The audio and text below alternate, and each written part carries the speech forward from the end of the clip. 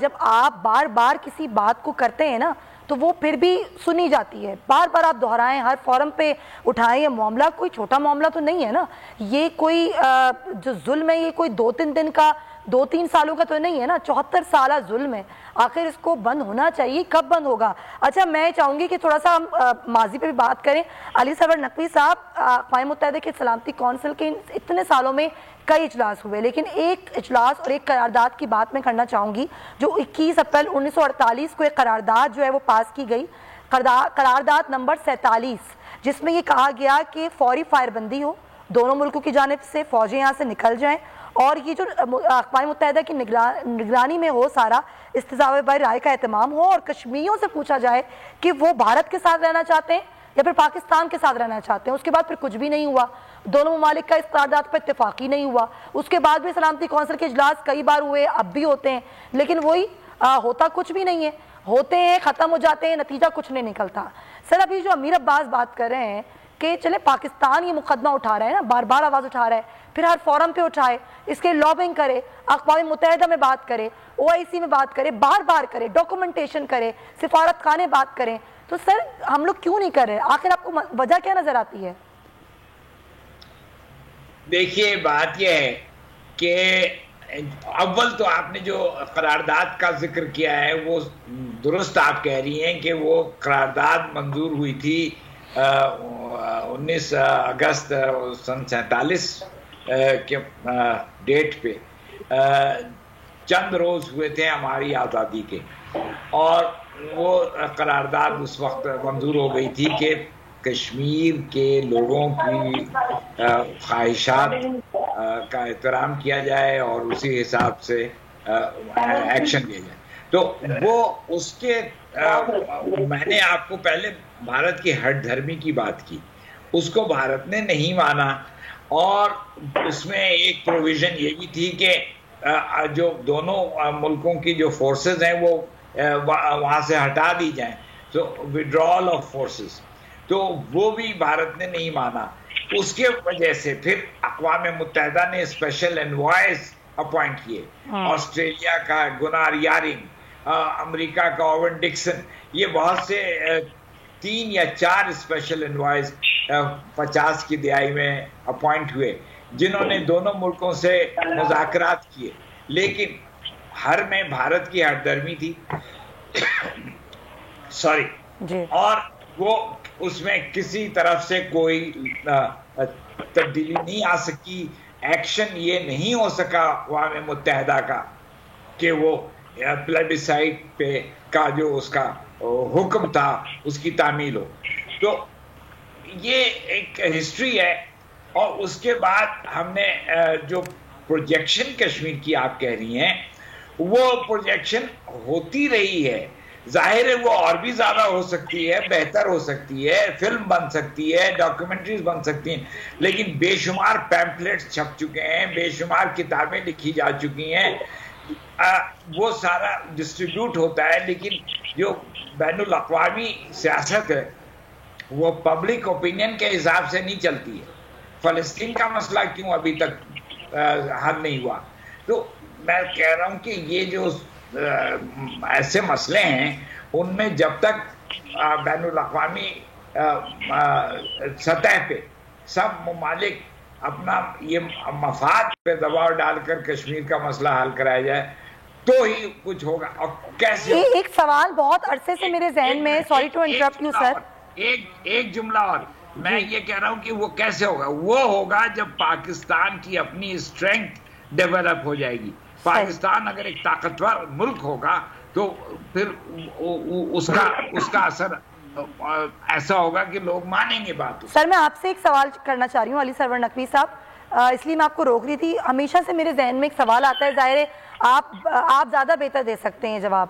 جب بھارت نے آرٹیکل 370 کا خاتمہ کیا تو یہ کہا کہ جی ہم نے تو یہ مسئلہ کشمیر حل کر دیا، اور یہ آواز پوری دنیا میں بلند کی گئی کہ جی مسئلہ حل ہو گیا ہے جی کشمیر کا آرٹیکل 370 کے خاتمے کے ساتھ ہی یہ قانون سازی کی گئی.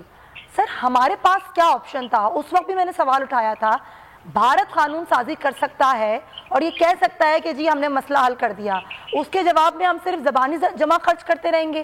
کہ ہمارے پاس کوئی آپشن نہیں تھا کہ ہم بھی کچھ اس طرح کا کچھ کرتے؟ نہیں دیکھیے، اول تو 370 اور 35A وغیرہ جو ہے نا، ہم اس کو نہیں مانتے. یہ تو بھارت کا اپنے آئینی اقدام ہیں جو کہ وہ کشمیر کو جیسا بھی چاہے اس کو ڈکلیئر کر دیں.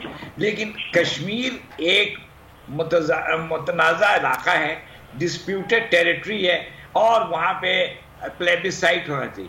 یہ موقف ہے پاکستان کا اور یہی رہنا بھی چاہیے. ہم بھارت چاہے جو کچھ کرتا رہے، کر رہا ہوگا، لیکن that is not of concern to us. یہ 370 ہم بھارت کو کیا یہ کہیں گے 370 واپس لے لو؟ ٹھیک ہے، واپس لے لے گا، اس سے کشمیر کا مسئلہ تو نہیں حل ہوگا.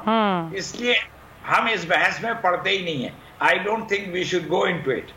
ہمیں تو کشمیر میں پلیبسائٹ کا ڈیمانڈ قائم رکھنا ہے. صحیح. اچھا نعیم خالد لودھی صاحب، بار بار ہم مسئلے کے حل کی بات کرتے ہیں، یہ بھی نہیں ہوتا کہ اس ظلم کو رکوا دیا جائے؟ کم از کم اس بات پر ہی عالمی دنیا جو ہے وہ دخل اندازی کرے، تنظیمیں جتنی بھی انسانی حقوق کی تنظیمیں ہیں اس پر بات کریں. جی پیلٹ گنوں سے لوگوں کو اندھا کیا جا رہا ہے، وہاں پر چھوٹے چھوٹے بچوں کو جو ہے وہ مارا جا رہا ہے، جوانوں کو شہید کیا جا رہا ہے، بزرگوں کو مارا جا رہا ہے، خواتین کی عصمت دری کی جا رہی ہے. کم از کم یہ ظلم روک دیا جائے، اسی کو کم کر دیا جائے، اس پر بھی کوئی بات نہیں کرتا. میرا خیال تھوڑا سا اس کی طرف توجہ دلائی ہے عباس صاحب نے کہ یہ جو انسانی حقوق ہیں ان کے اوپر اگر ہم چلیں تو شاید یہ معاملہ آگے اور بڑھ سکتا ہے. لیکن وہ تو پہلے، اب ہم سب اس بات پر تو متفق ہیں کہ ہم کوشش تو کر سکتے ہیں بین الاقوامی طریقے سے، جس طریقے سے بھی ضمیر ان کو جھنجھوڑا جائے. لیکن جیسے انہوں نے کہا کہ ضمیر نام کی کوئی چیز نہیں ہوتی کیونکہ دل ہی نہیں ہوتا، تو اس کو جھنجھوڑنا مشکل. لیکن میں ایک دو باتیں آپ کے سامنے رکھنا چاہوں گا. نمبر ایک، اور یہ کہ کب کب ہندوستان کشمیر کے متعلق پاکستان کے ساتھ بات چیت پر آمادہ ہوا ہے. 1947-48 میں جب کہ مجاہدین جا رہے تھے سری نگر کی طرف اور وہ انڈر پریشر تھے. اس کے بعد 65 کے بعد جنگ میں جب ان کو پھر پریشر محسوس ہوا، کارگل کے بعد بھی وہ گئے، امریکہ بھاگے ہوئے. تو بات یہ ہے کہ جب بھی ان کو برابر کی تکلیف پہنچی ہے تب ہی وہ بات پر آمادہ ہوئے. اس دفعہ سچویشن یہ ہے کہ وہ تو تکلیف پہنچا رہے ہیں کشمیریوں کو اور ہمیں بھی تکلیف پہنچا رہے ہیں اور ان کے حالانکہ افسر ہیں، لیکن ہم اچھا بچہ بننے کے چکر میں ان کو جوابی تکلیف پہنچانے سے گریزاں ہیں. جب تک آپ ان کو جوابی تکلیف اس لیول کی نہیں پہنچائیں گے وہ بات چیت کریں گے ہی کیوں؟ وہ کبھی بھی آپ سے بات چیت نہیں ہے. دوسرا، آپ نے یہ بات کی، ایکسیلنسی نے بھی اس کا پارشلی جواب دیا ہے کہ ہم کیا کریں. ہندوستان جو ہے وہ ایکٹیو ہے پولیٹیکل فرنٹ کے اوپر، ملٹری فرنٹ کے اوپر، ڈپلومیٹک فرنٹ کے اوپر، اور بھی یہ بلکہ LIC لو انٹینسٹی کانفلکٹ اس میں بھی وہ لگا ہوا ہے. ہم کوشش کر رہے ہیں صرف ڈپلومیسی میں. This will not work.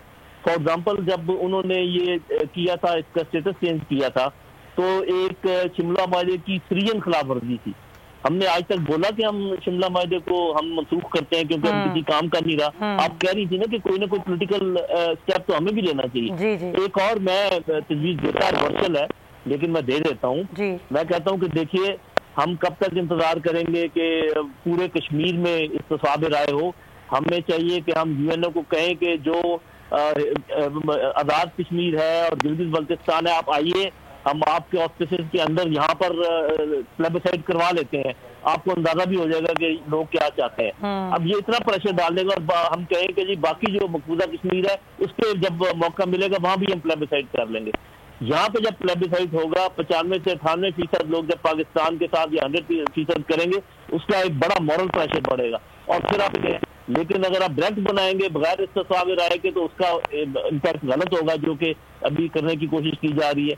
تو دوسری بات یہ کہ ہم اپنے نوجوانوں کو تربیت دے سکتے ہیں، فوجی تربیت، یہ کہہ کر کہ چونکہ ہندوستان روز کہتا ہے کہ میں آزاد کشمیر پہ حملہ کروں گا اور ان کو اپنا ساتھ ملا لوں، تو ہمیں اپنا دفاع کرنا ہے. اس لیے ہم پورے پاکستان میں طول و عرض میں فوجی مشقیں شروع کر دیں اور فوجی تربیت شروع کر دیں. تو آپ سمجھتے ہیں کہ اس کا فوجی حل ہے؟